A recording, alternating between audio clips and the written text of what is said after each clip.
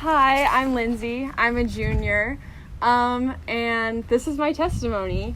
So, I grew up in a Christian household, and I went to church. I attended a private school, actually the one that was at Arbor Road on campus, and I just never really questioned, what I was taught, I guess. It was just always something I was really confident in. I never really thought twice about it.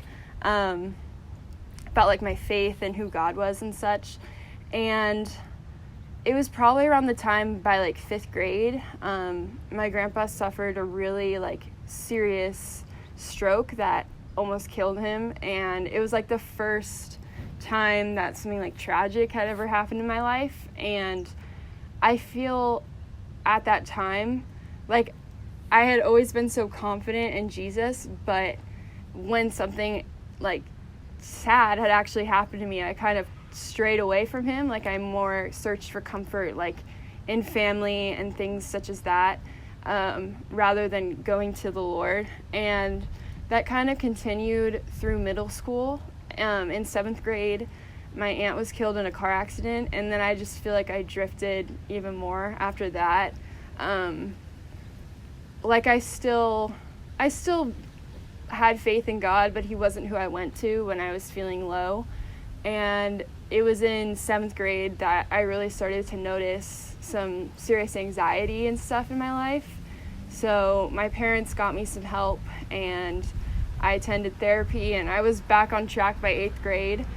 And at that point, I transferred to a way bigger middle school, and I just kind of didn't attend church as much 8th grade year. I feel I kind of drifted because a lot of the kids who attended church also went to my school, and then as I drifted from them, I don't really know how to explain it. I just didn't have the urge to go as much. But 8th grade and freshman year were really good years for me. I was settled in. My anxiety was in check. I had a great group of friends. And then this year hit, and this year has been a lot for a lot of people, including me. In the fall of this school year, I started to feel my anxiety kicked in a lot, and lots of unfamiliar things were starting to happen in my head. I started to feel kind of depressed, and it wasn't something I was very familiar with. And it was scaring me. So I asked my parents if I could go back to therapy, and they put me back in, and I was working really hard. And the school year was really rough for me. There was 2 weeks where I couldn't go to school because I was just so anxious and stuff. And I think talking about I don't think going to therapy should be something that we're afraid to talk about, because it really, my therapist, it's not I'm talking about God a lot with her, but she's helping me figure out who I am, and it's just making things a lot clearer for me so that I can be there more in a relationship with God. But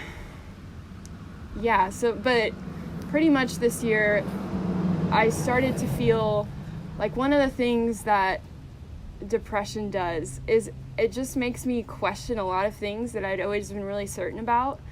And one of the scariest things for me was just questioning the existence of God, because I was what if what I've understood my whole life is something that isn't real?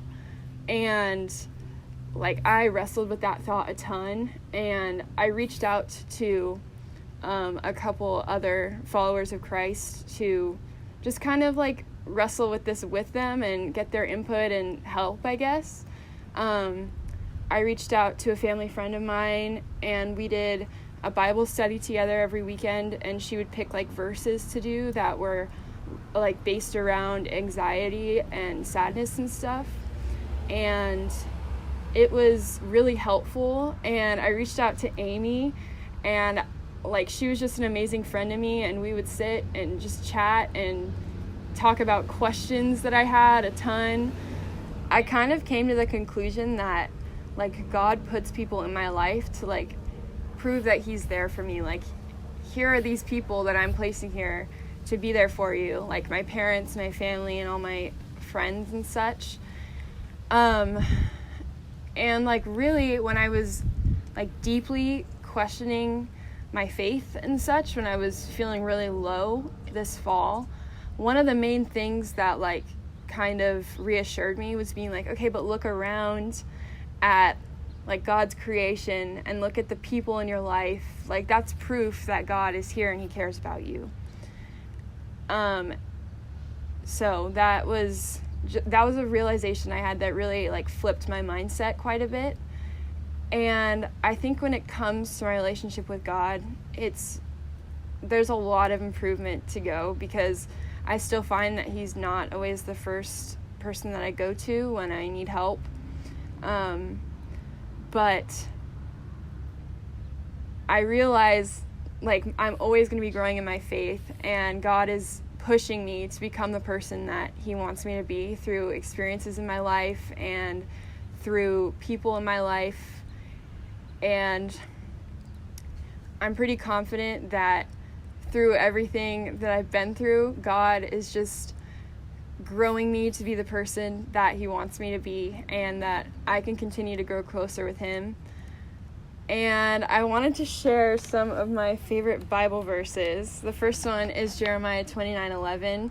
For I know the plans I have for you, declares the Lord, plans to prosper you, not to harm you, plans to give you hope and a future.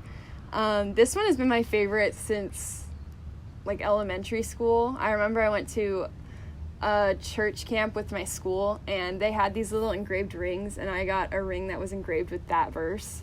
So I like always had it memorized, and it's just really comforting to me, because it's like God has a plan for you. Things are going to work out. And there's just something reassuring about knowing, that he has a whole plan planned out for you, and everything's going to be okay. And the other one is Philippians 4:13, and it's I can do all things through Christ who strengthens me. It just really applies to me in my life, because I've been through a couple rough spots, and I know that it was God helping me get through everything, and so that's one of my favorites. One thing that I just kind of hope that my story conveys is like it's okay to be vulnerable, because that was one of the things that this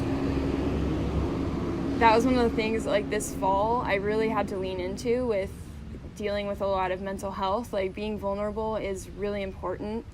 And one thing I've kind of walked away with is like blindly following your faith is really different than being like reassured and having questioned it yourself and come out believing it because you believe it and not because you were taught it as a kid and stuff like that.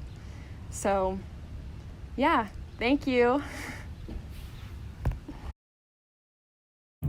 What's up, HSM? Tony here. So glad you guys were able to join tonight at Summer House Church in a different grade groups. Hope you guys enjoyed Lyndsay's testimony. I know as I was sitting there listening to her story, I was really challenged by her vulnerability to share of her experience and really to share about her doubts. I mean, I know that when I was in high school, I experienced a lot of doubts about the existence of God and really what it looks like to follow after him. And I think those are things that God is big enough to handle that we're able to bring before him. And so thanks, Lyndsay, for challenging us with sharing your story and your struggles so that we could look more like Jesus. So guys, to put some things in front of you, number one, on Sundays, we've started our youth night services. High school is from 7 to 8 out on the west lot at the church. There's more details on Instagram. And speaking of Instagram, if you don't follow us on Instagram, you definitely should, because that's where all the details are going to stay up to date each and every week. But with that, I hope to see you soon. I hope to be able to give you a high five sooner than later. I love you guys. Know that I'm praying for you. See you soon.